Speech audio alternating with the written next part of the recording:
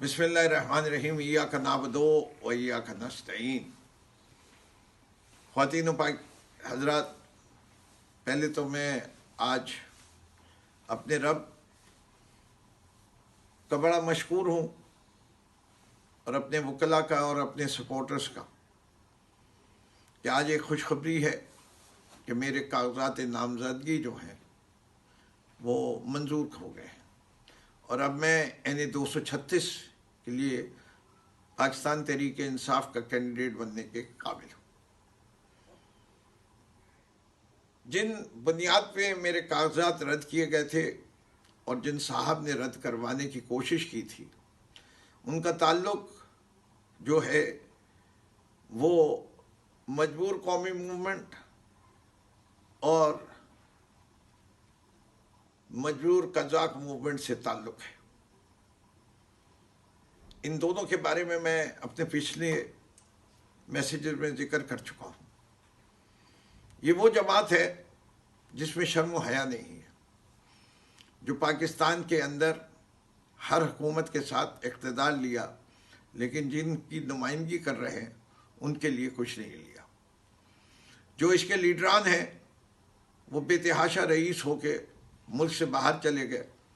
जो इनके बानी हैं उसको आज मुल्क से गए हुए भी 25 साल से ज़्यादा हो गए। इनके बाकी लीडरान का भी कुछ ऐसे ही हाल है। कुछ फैक्ट्रियों को आग लगा के चले गए, कराची के सदर थे। कुछ जो थे वो उससे भी बड़ी चीज़ थे, वो अब टेक्सास में रहते हैं और सुना है 200 पेट्रोल पंप्स के मालिक हैं। तो अब उनका जिक्र क्या करना। पाकिस्तान के अवाम और ख़ुसूसी तौर पे उर्दू बोलने वाले हजरात ये समझ चुके हैं कि मौज दरिया में है, बैरून दरिया कुछ नहीं, और 1.5 ईंट की मस्जिद बनाने से कभी कोई फ़ायदा नहीं होता।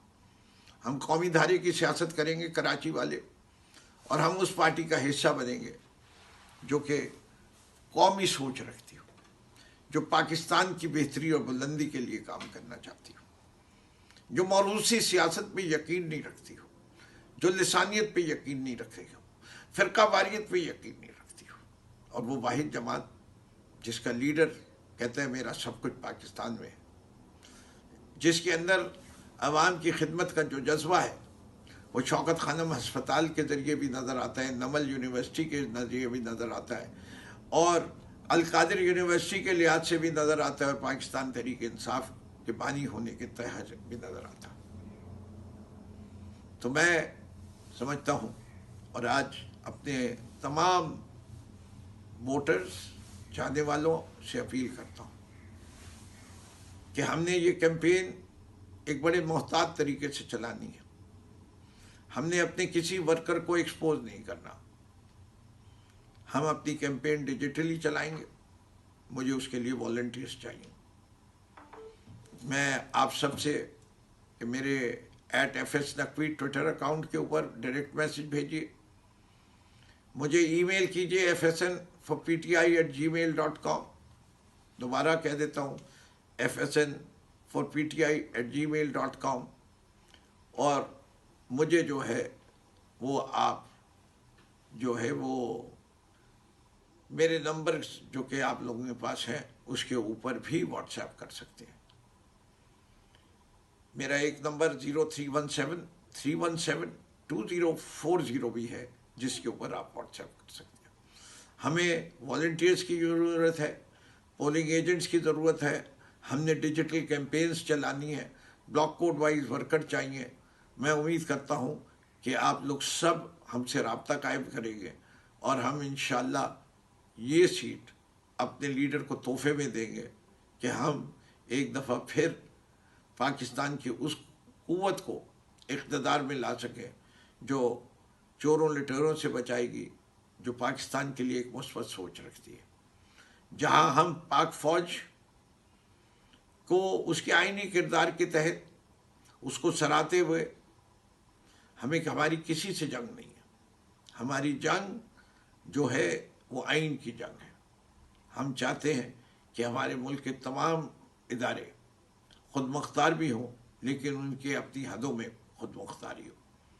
सबकी हदें पाकिस्तान का आइन मुकर्रर करता है और हम नहीं चाहते कि आइन से आगे किसी को तजावुज़ करना चाहिए, चाहे वो इलेक्शन कमीशन ऑफ पाकिस्तान हो, चाहे वो ब्यूरोक्रेसी हो, चाहे कोई सियासी जमात हो।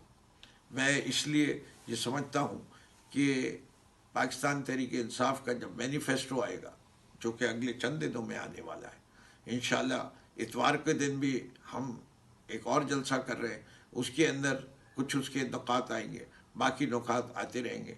ये तकरीबन 100 सफ़े से ज़्यादा का डॉक्यूमेंट है, जिसमें पाकिस्तान तहरीक इंसाफ का आइंदा का लाए अमल सबके सामने रखा जाएगा। आइए इलेक्शन की तैयारियां हम भरपूर तरीके से करें। आप सबके हाथ में एक हथियार है जिसको हम एक स्मार्टफोन कहते हैं।